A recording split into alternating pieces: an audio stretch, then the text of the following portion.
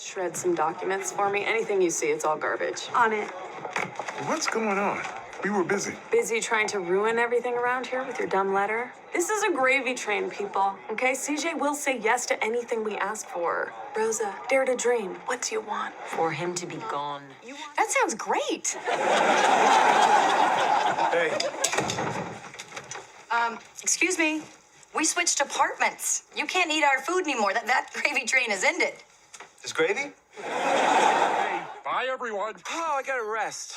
Guys, I figured out how we can use Mom's psychic brain to get us on the gravy train. So what's the plan? It involves horses and money and us getting some. Some horses? Some money.